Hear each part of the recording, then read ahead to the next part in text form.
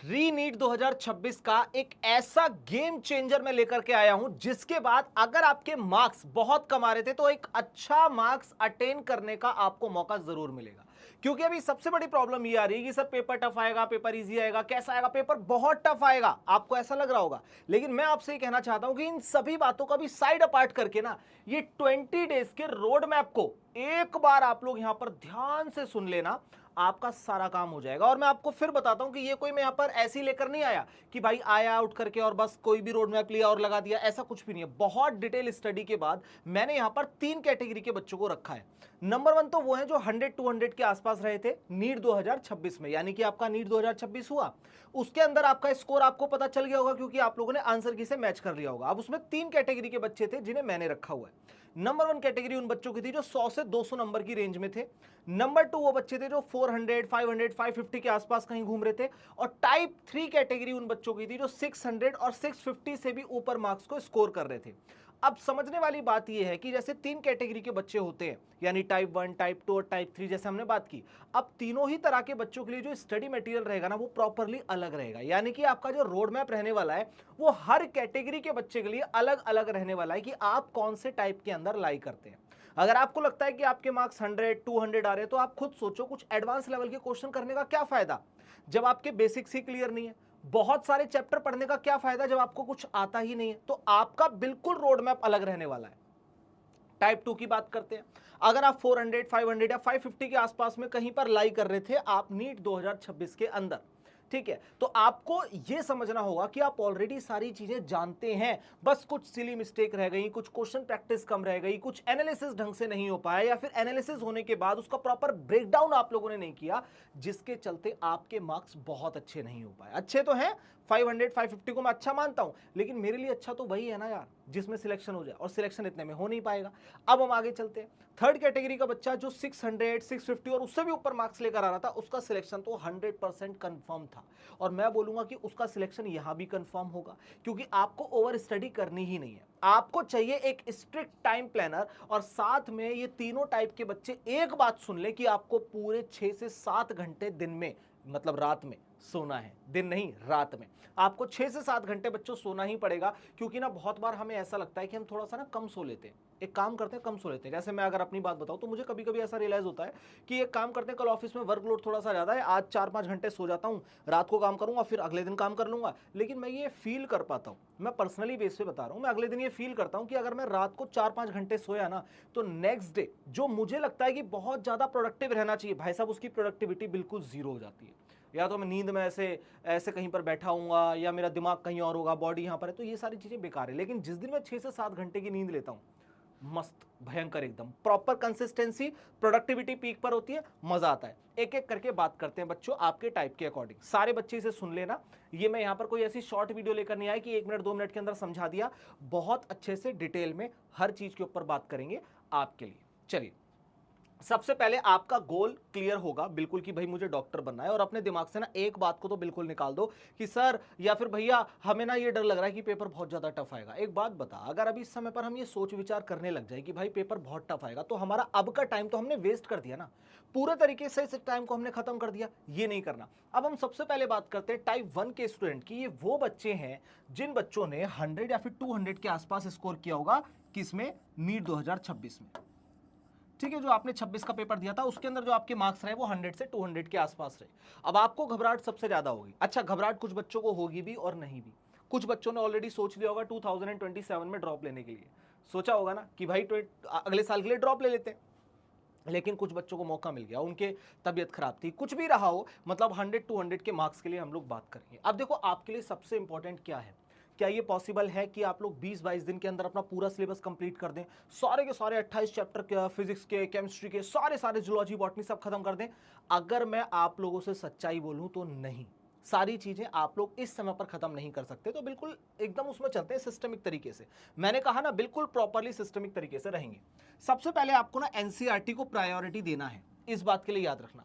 ये नहीं है कि आपने उठाया एनसीईआरटी को साइड कर दिया कि चल एनसीईआरटी छोड़, मेन कॉन्सेप्ट को पढ़ लेते हैं, जो टीचर ने नोट्स लिखवाए थे। वो टीचर के नोट्स इंपॉर्टेंट हैं, नो डाउट। आजकल तो टीचर क्या करते हैं ना, एनसीईआरटी की लाइंस लिखवा देते हैं नोट्स में, तो नोट्स और इजी लगने लगते हैं। लेकिन फिर भी आपको एनसीईआरटी को लाइन बाय लाइन पढ़ना है, और ये बहुत इंपॉर्टेंट है, सिर्फ हाई वेटेज चैप्टर को करना, सारा सिलेबस करने में मत लग जाना, हाई वेटेज चैप्टर को आपको करना पड़ेगा, सारा सिलेबस नहीं करना। जिस आप इस समय पर जिस YouTube चैनल पर ये वीडियो देख रहे हैं, इसी में जाकर के सर्च करेंगे तो आपको 42 टॉपिक 600 मार्क्स की एक वीडियो मिल जाएगी। वो वाले चैप्टर की लिस्ट बनाना और उन चैप्टर को कर लेना, ध्यान रखना इस चीज के लिए। इसके बाद आपको डेली 8 से 10 घंटे पढ़ना ही होगा, इतना हमें स्टडी करना ही होगा डेली। ये बात तो हमारी कंफर्म हो गई, क्योंकि अब तक अगर हम नहीं पढ़े और अब भी अगर नहीं पढ़ेंगे तो भाई फिर तो हम गधे हुए ना, फिर तो हम गंदे बच्चे हो गए।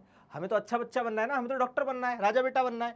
तो हमें 8 से 10 घंटे बेटा स्टडी हमें करनी होगी, चाहे कुछ भी बोलिए आप लोग। बायोलॉजी आपके लिए गेम चेंजर रहेगा, क्योंकि मैं मानता हूं जब 100-200 मार्क्स आए तो ऑब्वियस सी बात है कि अगर 300 तक भी मैं मान लूं चलो, तो ऑब्वियस सी बात है कि आप लोग बायो के अंदर भी बहुत अच्छा स्कोर नहीं कर पाए, जबकि आपको ये लगता था कि भाई बायो तो मेरी बहुत अच्छी है, क्योंकि उसमें ना तो कोई क्वेश्चंस होते हैं, ना न्यूमेरिकल ऐसे होते हैं। न्यूमेरिकल होते नहीं है, डायरेक्ट क्वेश्चन है, वो डायरेक्ट नहीं होते बेटा, वो बहुत घूमे हुए क्वेश्चंस होते हैं, तो उनको इग्नोर करना सबसे बड़ी गलती है। आगे चलते हैं। अब नेक्स्ट हमारे पास क्या आएगा कि फिजिक्स और केमिस्ट्री आपके लिए सर्वाइवल और बायोलॉजी आपके लिए गेम चेंजर रहने वाला है, ये बात आपको याद रखनी है। अब किस तरीके से आपको पढ़ना है मैं वो बताता हूं। देखो, ये हमारे पास क्या है, फॉर्मूला, फॉर्मूला रिवीजन ओनली, और ये काम आपको रोज करना है, ये भी ध्यान रखना, ये काम आपको डेली करना है। क्योंकि अगर आप डेली फॉर्मूला रिवाइज करेंगे ना, तो आपको क्वेश्चन देख के ये तो पता चलेगा ना कि भाई कौन से क्वेश्चन की बात हो रही है। Force and laws of motion है, यूनिट एंड डायमेंशन है, काइनेमेटिक्स है, रोटेशनल है, कुछ तो पता चलेगा ना। तो फॉर्मूला पुट करके आप लोग बहुत अच्छे तरीके से यहाँ पर काम को कर सकते हैं, लेकिन गैसबाजी मत करना। गैसबाजी का मतलब तुक्काबाजी, वो चीजें नहीं करनी है। अच्छा, पीवाईक्यू को प्रायोरिटी देनी है, समझ में आया? आपको यहां पर किस चीज को प्रायोरिटी देनी है, पीवाईक्यू को। जैसा कि आप यहां पर देख भी सकते हैं, मैंने यहां पर लगाया PYQ is greater than new questions. बहुत सारे बच्चों को ये लगता है कि यार पीवाईक्यू क्यों करें, हम तो एक काम करते हैं, नए क्वेश्चंस देखते हैं, आप कहीं एआई से जनरेट करवा लेंगे, या बहुत सारे पैकेजेस वगैरह होंगे। यार कहां तक फंसोगे आप, एक बात बताओ। आप ऑलरेडी पूरा सिलेबस नहीं पूरा कर पाए हैं, और अब आप वापस से अगर इस जंजाल में फंस जाओगे कि नए क्वेश्चन नए क्वेश्चन, भाई नए क्वेश्चन नहीं, पहले पीवाईक्यू होते हैं। जब पीवाईक्यू आपके 100% डन हो जाते हैं ना, उसके बाद आप लोग नए क्वेश्चंस की तरफ जाइए, तब आपका काम बनेगा। अब अगर मैं बात करता हूं आपसे कि वन शॉट, ये देखिए, आपको यहां पर ध्यान रखना है कि जो चैप्टर आपका स्ट्रांग है, स्ट्रांग में भी हमारे पास कौन सा, जिसके हाई मार्क्स हैं, ठीक है, ये देखिए हाई मार्क्स वाला जो भी आपका चैप्टर है, मैंने क्या कहा आपसे, आपको इसी YouTube चैनल पर जहां पर आप ये वीडियो देख रहे हैं, यानी आई क्वांटा नीट के अंदर ही आपको एक ऐसे यहां पर देखने को मिल जाएगा, जिसके अंदर यहां पर हाई वेटेज चैप्टर आपको मिलेगा। वहां से उस चैप्टर की लिस्ट को निकालिए, और लिस्ट को निकालने के बाद सिर्फ उन्हीं चैप्टर के वन शॉट को देखकर उन्हें खत्म कर दीजिए, बिल्कुल प्रॉपर खत्म कर दो, कोई दिक्कत वाली बात नहीं। इसके बाद हम बात करते हैं न्यूमेरिकल प्रैक्टिस की। ये देखिए, न्यूमेरिकल प्रैक्टिस आपको याद रखना है कि देखो 2 बजे से लेकर 2:15 तक के बीच में ही खत्म करना है। हालांकि मैं तो ये बोलूंगा कि दोपहर में, यानी आफ्टरनून में 2 से 5 के बीच ही इसे निपटा दीजिए, 2 से 5 के बीच ही इसे निपटा दीजिए। ऐसा क्यों भाई, 15 मिनट तो आपको एक्स्ट्रा इस बार दिए जा रहे हैं। आपने सुना भी होगा कि अब तक आपका जो पेपर था वो 2 बजे से लेकर 5 बजे तक होता था, लेकिन अब जो आपका पेपर है वो 2 बजे से लेकर 5:15 तक होगा। 15 मिनट आपको एक्स्ट्रा दिए जाएंगे, क्योंकि जो भी सिग्नेचर वगैरह होते हैं, जो भी फॉर्मेलिटीज होती हैं, उन सब चीज़ों के लिए। लेकिन मेरा मानना है कि भाई पहले भी तो हम 3 घंटे में करते थे ना, तो अब 3.25 घंटे अगर मिल रहे हैं, 15 मिनट फालतू मिल रहे हैं, तो उसे पेपर पढ़ने में लगा सकते हैं हम लोग। ये सारी चीज़ें आप लोगों को यहाँ पर याद रखनी है। इसके बाद हम बात करते हैं बायोलॉजी कैसे गेम चेंजर हो सकता है, किस तरीके से। सबसे पहले आपको एनसीईआरटी पर मेन फोकस करना है, ध्यान रखना है इस चीज के लिए, आपका मेन फोकस एनसीईआरटी होना चाहिए। आप लोग फिजिक्स और केमिस्ट्री पर इतना ध्यान मत देना जितना बायो पर आपको देना है, क्योंकि आपको भी मार्क्स इंक्रीज करने हैं भाई, आपको गेम चेंज करना, तो बायो की हेल्प लेनी पड़ेगी। इसके बाद अगर मैं बात करता हूं, 3 रिवीजन साइकिल आपको लगानी पड़ेगी। 3 रिवीजन साइकिल का मतलब क्या होता है, अभी समझाऊंगा कैसे रिवाइज किया जाता है, कितनी बार रिवाइज किया जाता है। हालांकि मैं आपको एक चीज बता देता हूं कि जो 3 रिवीजन साइकिल्स है ना, ये बहुत इंपॉर्टेंट होती है। मान लो आपने किसी चैप्टर को अभी पढ़ा, अगर आप इसे 5-10 मिनट बाद, 1 घंटे बाद, 2 घंटे बाद देखेंगे तो आपको याद रहेगा। लेकिन सोचो अगर 5-6 घंटे आपके हो जाए, उसके बाद आपने यूज टू ऐसा हो गए होंगे आप लोग, और आपको ऐसा फील हुआ होगा कि भाई जब मैं चैप्टर जो मैंने पढ़ा है ना मॉर्निंग में, मुझे वो याद भी नहीं है, मुझे वो याद भी नहीं है, मतलब मुझे ऐसा लगता है मैं स्किप कर रहा हूं, मुझे वापस से 2 घंटे लगाने पड़ रहे हैं, तो उसे रिवीजन नहीं बोलते। रिवीजन का मतलब होता है अगर आपने किसी चैप्टर को पढ़ने में 2 घंटे लिए हैं, तो उसका रिवीजन मात्र 5 या 7 मिनट के अंदर आप लोग बाइंड अप करके खत्म कर दें, ये मतलब होता है। आपको ये चीज समझनी है। इसके बाद आपको बायोलॉजी के 150 क्वेश्चंस लगाने हैं, चाहे कुछ भी हो जाए, डेली, मैंने कहा डेली, ये चीज आपको याद रखनी है, ठीक है। अब गैस वर्क आपको अवॉइड करना होगा। What is the meaning of gas work? इस क्वेश्चन का जो आंसर है ना, वो ये हो सकता है, नहीं भाई, तुक्काबाजी नहीं, कंफर्म हो तभी पेपर अटेम्प्ट करना, अदरवाइज उस क्वेश्चन को छोड़ दो, बहुत सिंपल सी चीज। आगे चलते हैं। अब यहां पर हम लोग उन बच्चों की बात करेंगे जिनके नीट 2026 में 450 से 500 के आसपास नंबर बन रहे थे।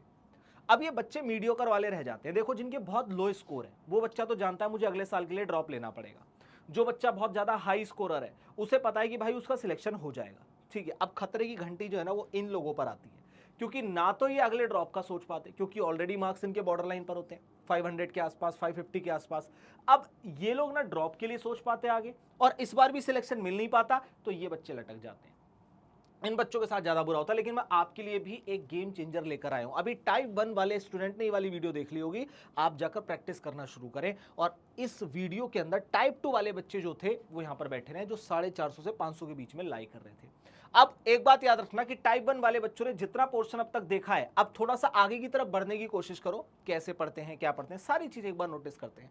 अब आगे चलते हैं। सबसे पहले आपका सिलेक्शन पॉसिबल है, 100% पॉसिबल है। एक बार को अगर मैं बिल्कुल कड़वा सच बोलना चाहूं, क्या 100-200 वाले बच्चे के लिए सिलेक्शन प्रोसेस कंप्लीट हो सकता है, क्या वो सिलेक्शन ले सकता है? तो मेरा आंसर होगा हाँ, ले सकता है, लेकिन बहुत सारे एफर्ट करने के बाद। लेकिन 500 नंबर वाला ऑलरेडी बच्चा यार 500 मार्क्स को लेकर आ रहा है, मतलब उसे काफी सारी नॉलेज तो है, तो इसके पीछे की हम बात करते हैं। अब आपको ना यहां पर ध्यान रखना है, ये एक्यूरेसी इस चीज पर मेंटेन रखना है अपने आप को। ये देखो, अगर मैं बात करता हूं भाई एक्यूरेसी को, आपको बहुत ज्यादा मतलब क्वेश्चन को ना एक्यूरेट सॉल्व करना है। मतलब आपको पता है कि भाई यही होगा, मतलब यही होगा, यही आंसर है तो मतलब यही है, बात खत्म। इसके बाद वीक चैप्टर को आपको सबसे पहले करना है। क्या करना है? वीक चैप्टर की लिस्ट बना लेनी है। मैं तो यही बोलूंगा, जो वीक चैप्टर हैं बच्चों, इनकी आप लोग एक लिस्ट बना लो। क्योंकि देखो, जो चैप्टर आपका स्ट्रांग है वहां से तो आप लोग मार्क्स को ला ही रहे हो। और मैं मानता हूं कि आप लोग अगर 500 550 वाले बच्चे हैं तो ऑब्वियसली आपके पास बहुत सारे चैप्टर ऐसे नहीं होंगे जो वीक हो। 3 4 5 6, अरे इतना ही तो होगा, इससे ज्यादा नहीं होगा ना। उन्हें उठाना है, वन शॉट के थ्रू उन्हें खत्म कर देना, दैट्स इट। मॉक टेस्ट आपको ऑल्टरनेट डेज देने हैं। बच्चा सबसे बड़ी गलती क्या करता है? रोज मॉक लगाता है, रोज मॉक लगाता है, रोज मॉक लगाता है। अरे यार, एग्जॉस्ट हो जाओगे भाई। रोज मॉक टेस्ट नहीं लगाने हैं, आप एग्जॉस्ट हो जाएंगे। आपको ऑल्टरनेट डेज पर मॉक लगाने हैं। क्या मैंने टाइप 1 वाले बच्चों को मॉक लगाने के लिए बोला?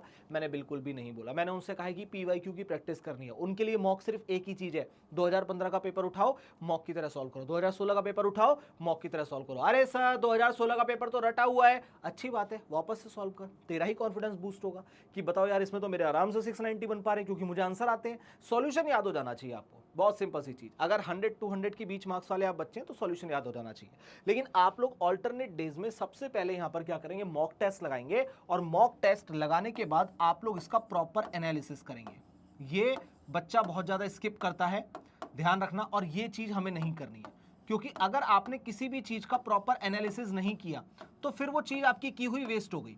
यार एक बात बताओ, अगर मैंने यहां से किसी भी तरीके से एक चैप्टर को प्रिपेयर करा, फिर मैंने उसका मॉक दे दिया, बहुत अच्छे से मैंने मॉक लगाया, मैंने नोटिस किया कि मेरे ना जो मार्क्स थे वो 100% आने चाहिए थे, बट एनी हाउ वो 90% आ रहे हैं, मतलब 10% मेरे कम हो गए, तो मैं खुश हो जाऊं, अरे भाई मजा आ गया यार, 90% तक मैं अचीव कर पा रहा हूं। 10% मार्क्स कहाँ कम हुए, उसका एनालिसिस होना बहुत जरूरी है। अगर आपने एनालिसिस नहीं किया तो कैसे काम बनेगा? बिल्कुल प्रॉपरली आप लोगों को एनालिसिस करना है, बहुत अच्छे से चीज़ों को सोचना है, समझना है। गलती हुई तो क्यों, क्वेश्चन गलत हुआ तो क्यों, अगर मैंने क्वेश्चन को छोड़ दिया ब्लैंक तो क्यों, ये सारी चीज़ें हमें यहाँ पर याद रखनी है हर एंगल से।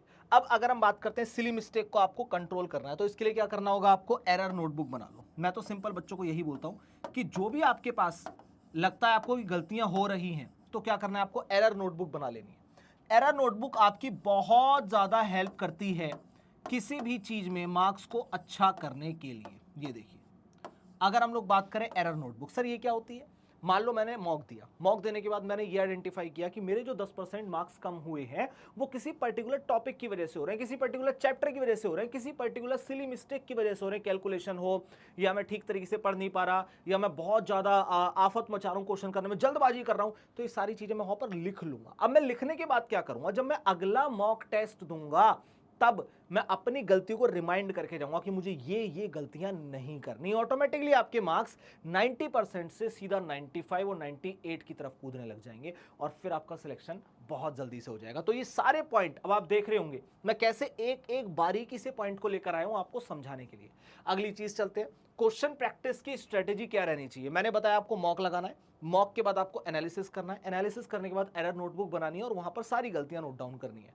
अगले मॉक में जाने से पहले एरर नोटबुक को पढ़कर जाना है, सिंपल सी चीज। अब ये देखिए, सबसे पहले आप full practice eight exam timing, यानी कि आपको पता है आपका जो एग्जाम है वो 2 बजे से लेकर 5:15 तक होने वाला है। आप 15 मिनट को अवॉइड करके 2 से 5 के बीच में बैठ जाओ। कोशिश करो कि 2.5 घंटे के अंदर अंदर पेपर को सॉल्व कर दो। 3 घंटा मिला, 3 घंटे के अंदर से भी 2.5 घंटे के अंदर पेपर को सॉल्व करके बाइंड अप कर दो। ये आपकी स्पीड होनी चाहिए। 180 क्वेश्चन का डिसिप्लिन आपको होना चाहिए। ऐसा नहीं है बेटा कि घर में बैठे हो, चलो भाई चलो वॉशरूम चल देते हैं यार, अभी 90 क्वेश्चन सॉल्व हुए, पहले वॉशरूम होकर आते हैं, मम्मी चाय बना देना, चाय पीने के बाद पढ़ लूंगा। नहीं, यही गलती हो जाती है भाई। मीटिंग हॉल में, meeting hall in the sense कि जब तू बैठ करके एग्जामिनेशन हॉल, बेसिकली मुझे बोलना चाहिए, जब एग्जामिनेशन हॉल में बैठ करके आप एग्जाम दोगे तो क्या वहां पर मम्मी चाय बना रही होंगी या कोई और चाय बना रहा होगा आपके लिए? अबे कोई नहीं पूछने वाला। बहुत बेसिक सी चीज बता रहा हूं, कोई नहीं पूछने वाला। तो इसमें डिसिप्लिन से आपको बैठना है, ये मानकर कि मैं इस वक्त एग्जामिनेशन हॉल में बैठा हूं, दैट्स इट। उसके बाद आता है भाई टाइम मैनेजमेंट। जैसा कि मैंने आपसे कहा कि अपने आप को ट्रेंड करना शुरू करो कि आपका जो टाइम है वो फिजिक्स के अंदर, केमिस्ट्री के अंदर, बायोलॉजी के अंदर, और एक पैटर्न को सेट कर लो कि अगर मुझे पहले फिजिक्स करनी है फिर केमिस्ट्री लास्ट में बायो, या पहले बायो फिर केमिस्ट्री लास्ट में फिजिक्स। ये सारी चीजें आपके दिमाग के अंदर सेट होनी चाहिए। ऐसा ना हो कि जब पेपर आपके सामने आए फिर आप स्ट्रेटेजी बना रहे हो, फिर उस टाइम पर बिखर जाती हैं चीजें। इस स्ट्रेटेजी को अभी बनाकर अभी से इस चीज को फॉलो करोगे ना, तब जाकर के आपको आगे जाकर अच्छा रिजल्ट देखने को मिलेगा। ओएमआर प्रैक्टिस कर लेना भाई साहब। बहुत सारे बच्चों को नहीं समझ में आता, क्वेश्चन पे टिक करना, ओएमआर को फिल करना दोनों अलग चीजें हैं। काफी बार ऐसा होता है कि आप लोग ओएमआर फिल करते जा रहे हैं, करते जा रहे हैं, करते जा रहे हैं, और लास्ट में देखा कि एक क्वेश्चन बचा है लेकिन ओएमआर सारी कंप्लीट हो गई। इससे बड़ा सदमा जीवन का कुछ नहीं हो सकता। पता लगा पेपर सारा सॉल्व कर दिया, गलत ओएमआर भर दी। तो ओएमआर के साथ प्रैक्टिस करना। 180 क्वेश्चंस की ओएमआर शीट आपको इजीली कहीं पर भी मिल जाएगी, पीडीएफ बहुत आसानी से। आगे चलते हैं। अब हम बात करते हैं 20 डेज में 3 रिवीजन साइकिल कैसे रहने वाली है। सबसे पहले तो वीक एरिया पे वर्क करना है। इनकी लिस्ट बना लो। मैंने पहले भी कहा है, जो भी आपके वीक चैप्टर्स हैं, जो भी आपके वीक चैप्टर हैं, आपको जो रिसाइकल करना है ना अपने आप को, ऐसा समझो आपकी ना रिवीजन साइकिल जो होनी चाहिए, ये 20 डेज की रिवीजन साइकिल ये सबके लिए है। चाहे आप टाइप 1 के बच्चे हो, टाइप 2, टाइप 3, सबके लिए है। अपने वीक चैप्टर की लिस्ट बना लो, उस पर काम करना शुरू करो, उनके पीवाईक्यूज को करो, फुल मॉक लगाओ। अब फिर उसके बाद स्केड्यूल को फिक्स कर लो कि भाई मुझे सोना है ना, तो मुझे इतने बजे ही सोना है। क्योंकि रात को अगर आप 12 बजे सोकर मॉर्निंग में 7 बजे उठ जाओ, इससे बढ़िया कुछ नहीं हो सकता। अब ये बेवकूफ़ी मत करना कि आप लोग अपने ब्रेन को रात को एक्टिव करने की प्रैक्टिस करो। जी मेरे को तो रात में बहुत मजा आता है पढ़ने में, रात में बहुत सारे बच्चे 90%, ठीक है कि जी मेरे को तो बहुत मजा आता है, मेरे को भी आता था बहुत मजा रात में पढ़ने में, कि हाँ रात में बहुत सही लगता है, नो डिस्ट्रैक्शंस और नथिंग एल्स, कुछ नहीं होता। बेसिकली आपका ब्रेन ये चीज जान चुका है कि अब ना तो दोस्त आएंगे ना फोन बजेगा रात में, तो तुझे पढ़ना ही है। तो इस ब्रेन को सुबह एक्टिव रखो ना। अब आप सोचो कि आप रात भर पढ़ रहे हो, मान लो आप सुबह 6 बजे तक भी पढ़े, 6 बजे आप सोओगे तो भाई 1 बजे जाकर उठोगे, 2 बजे से आपका एग्जाम है, पागल हो गए हो क्या? रात को सोना है, रात सोने के लिए ही बनी है, पढ़ना नहीं है। अपने स्लीप साइकिल को आपको फिक्स करना होगा। एक दिन दिक्कत आएगी, 2 दिन आएगी, 3 दिन आएगी, 4 दिन आएगी, 5वें दिन से ऑटोमेटिकली चीजें सेट हो जाएंगी। ये बड़ा इंपॉर्टेंट है, ध्यान रखना। अब हम बात करते हैं बच्चों टाइप 3 वाले बच्चों के लिए, जिनका डर बहुत ज्यादा बना हुआ है कि सर हमारे जो मार्क्स थे ना वो 600 और 650 प्लस के आसपास थे नीट 2026 में। अब वापस से नीट हो गया, हम तो सेलिब्रेट करने पहुंच गए थे, हम तो मस्त एकदम नाच गा रहे थे, इंतजार कर रहे थे एनटी कब अपनी आंसर की मिला, आंसर की से मिले, मैच कर लिया, वाई वाह 650 प्लस मार्क्स आ रहे हैं, 700 मार्क्स आ रहे हैं, मजा ही आ गया, कोई दिक्कत ही नहीं है सर। अब तो बस इंतजार है कि कॉलेज कब खुलेगा, क्योंकि एडमिशन तो डन है एमबीबीएस में। अब सोचो आप बच्चों के लिए ना सबसे बड़ी दिक्कत इस समय पर यह है कि इसमें दो कैटेगरीज में भी निकलेंगी। एक तो वो जो अभी ओवर कॉन्फिडेंट होंगे, अरे पहले आ गए थे तो अब भी आ जाएंगे, गारंटी नहीं है। एक वो जो बच्चा डरा हुआ होगा कि पेपर टफ आ गया तो क्या होगा। आपको कुछ भी नहीं बनना है दोनों में से, आपको ज्यादा सोच विचार करना ही नहीं है। आपको यहां पर मेन फोकस करना है कि हमें कंसिस्टेंट रहना होगा, क्योंकि सिलेबस आप पूरा कर चुके हैं, आप सारे पीवाईक्यू को सॉल्व कर चुके हैं, तभी इतने अच्छे मार्क्स को लेकर आए हैं। आपको मैक्सिमम एक्यूरेसी अपनी मेंटेन करनी है, कोशिश करना है 600 थे तो 650 से ऊपर कैसे लेकर जाए मार्क्स को, ठीक है। स्ट्रेटेजी आपकी होनी चाहिए और टॉप 1% माइंडसेट तो आपका ऑलरेडी है, तभी आप लोग यहां पर है। अब हम आगे चलते हैं। अब आप लोगों को क्या करना है, देखो आपको रिवीजन करना है, सबसे ज्यादा रिवीजन करना है। आप यहां पर देख भी पा रहे होंगे, revision is greater than new learning. अब अगर मैं आप लोगों से बोलूं भाई अगर आप कोई नई चीज सीखोगे, क्यों सीखनी है, आपको सब कुछ तो आता है ना, बेमतलब में आप टाइम वेस्ट करोगे तो नई चीज की तरफ मत जाना। देखो ऐसा नहीं है कि आप आईआईटी एडवांस लेवल के क्वेश्चन सॉल्व करो, आपके काम के ही नहीं है तो क्यों सॉल्व करोगे। अब यहां पर आपको कॉन्फिडेंस मेंटेन रखना है, ना तो ओवर कॉन्फिडेंस होना है ना ही अंडर कॉन्फिडेंट होना है। आप लोग फिर घबरा जाएंगे, बिल्कुल नॉर्मल, बिल्कुल नॉर्मल अपने आप को रखो, ठीक है। अपने बर्नआउट को अवॉइड करो। ऐसा ना हो कि आप लोग बहुत ज्यादा अपने दिमाग पर प्रेशर डालो, यार ये कर लूं वो कर लूं, आज ये प्रैक्टिस, मुझे तो सब आता है ना, तो एक काम करता हूं आज पूरी केमिस्ट्री के टेस्ट लगा देता हूं, ये सब मत करना। ये सब मत करना। फुल मॉक लगाओ is a different thing, but ये सारी चीजें आपको बर्नआउट कर देंगी, आपका ब्रेन सुस्त हो जाएगा, कुछ सोच विचार भी नहीं कर पाएगा। ठीक है, आपको शांत रहना है, योगा करो, मेडिटेशन करो, ये बहुत जरूरी होता है। आगे चलते हैं, नेक्स्ट हमारे पास क्या आएगा आपके लिए। तो बस मैं एक ही चीज बोलूंगा भाई, रियल टॉपर एनालिसिस की मॉक टेस्ट लगाओ, और इसमें भी आपको सबसे ज्यादा जो फोकस करना है मेरे लाल, वो करना है एनालिसिस पे, कि सर एनालिसिस हमारे पास इस तरह का होना चाहिए कि बस मजा आ जाए, कोई दिक्कत और आपत्ति नहीं, एनालिसिस तगड़ा होना चाहिए, बस दैट्स इट। क्योंकि अगर आपने मॉक लगाया, मॉक लगाने के बाद आपके 700 मार्क्स आ रहे हैं, तो कोशिश करो कि वो 4 क्वेश्चन कौन से गलत हो गए, समझ रहे हैं आप, 20 नंबर आपके कम हो गए, तो मतलब क्या होगा, 4 क्वेश्चन आपने गलत करे, तो वो कौन से क्वेश्चन गलत करे आपने जिसकी वजह से आपके वहां पर मार्क्स कम हुए, उस टॉपिक को रिवाइज करो, उस चैप्टर को रिवाइज करो, क्योंकि आपको ऑलरेडी सब कुछ आता है, आपको बस क्या करना है, रिवीजन। एरर नोटबुक बहुत इंपॉर्टेंट है, बहुत ज्यादा इंपॉर्टेंट है, क्योंकि एरर नोटबुक मैंने पहले भी बताया कि एरर नोटबुक का मतलब होता है कि भाई जो भी टेस्ट में गलती हो रही है, जिस भी चीज को लेकर आप लोग गलतियां कर रहे हैं, वहां से आपको चीजों को अवॉइड करना शुरू करना है, बहुत सिंपल सी चीज है। ठीक है, इंप्रूव अटेम्प्ट स्ट्रेटेजी, इसका मतलब ये होता है कि जो भी आपने यहां पर मॉक टेस्ट लगाया, उसका प्रॉपर एनालिसिस किया, फिर आपने एरर नोटबुक में एरर लिखा, अब आप क्या करेंगे, उसके अंदर इंप्रूवमेंट लेकर आएंगे, कैसे उस चीज को ठीक किया जा सकता है, कैसे उसे बेस्ट बनाया जा सकता है, इस चीज पर आपका ध्यान रहेगा। साथ में आपके पास आएगा कि भाई अपने एग्जाम के टेम्परामेंट को बनाकर रखना है, कि मुझे एग्जाम के अंदर मैंने जैसे 2026 का पेपर दिया था, लीक होने वाला पेपर जो मैंने दिया था, उसी माइंडसेट से मैं यहां पर बैठूंगा या बैठूंगी, और एग्जाम हॉल के अंदर हमारा वही माइंडसेट रहने वाला है कि भाई हम टॉपर हैं, हम टॉप करेंगे, ये माइंडसेट आपका रहना चाहिए। मैंने क्या कहा, ना तो आपका ओवर कॉन्फिडेंट, ना ही अंडर कॉन्फिडेंट, इस चीज को हमें याद रखना है। अब फाइनल अगर मैं आपसे बोलूं कि भाई मेरे को 5 डेज की स्ट्रेटेजी बता दो, ये देखो, तो आप लोग लास्ट 5 डेज के अंदर एनसीईआरटी लाइन बाय लाइन पढ़ेंगे। ठीक है, कोई भी नया क्वेश्चन आपको नहीं करना है, क्योंकि आप लास्ट 5 दिन के अंदर अगर कोई नए क्वेश्चन को उठा लेंगे, मान लो आपसे वो सॉल्व नहीं हुआ, तो आप तो घबरा जाओगे ना, तो वो नेगेटिव पॉइंट बन जाएगा, वहां पर आपको नहीं जाना है। फिर उसके बाद 2 बजे से लेकर 5:15 तक ही आपको मॉक साइमुलेशन लगाना है, क्योंकि मैंने क्या कहा, पेपर आपका 2 से 5 होता था, अब 15 मिनट आपको एक्स्ट्रा मिल रहे हैं, तो आपको कोशिश करनी है कि आप 2 बजे से लेकर के 5:15 तक अपने आप को स्टडी में, यानी क्वेश्चन पेपर में लगा करके रखेंगे, क्योंकि जितना ज्यादा, मैंने कहा जितना ज्यादा आप उसके अंदर क्वेश्चंस को देखेंगे, अपने आप को डिसिप्लिन रखेंगे, उतना ज्यादा आपका माइंड सेटअप होता जाएगा। ठीक है, और साथ में कॉन्फिडेंस तो आप जानते ही हैं, मस्त एकदम भयंकर आपका है ही ऑलरेडी। 20 डेज के लिए हम लोग क्या बोलेंगे, बस यही लास्ट में तीनों टाइप के बच्चों के लिए, जो 100, 200, 400, 450, 550, 600, 650 नंबर वाले थे बच्चे, आप सभी के लिए आपको डिसिप्लिन में रहना होगा, रिवीजन मैंडेटरी है, मॉक टेस्ट लगाना है, और अपने ऊपर विश्वास रखना, हो जाएगा। देखो अब नहीं तो बाद में, लेकिन होगा जरूर। बस इस चीज पर विश्वास रखना है कि चीजें 100% होंगी, थोड़ा सा अपने आप को संभाल कर रखना है, थोड़ा सा अपने आप को काम रखना है, चीजें पक्की बात है हो जाएंगी। स्टिल अगर आपको कोई डाउट हो तो नीचे कमेंट जरूर कर देना।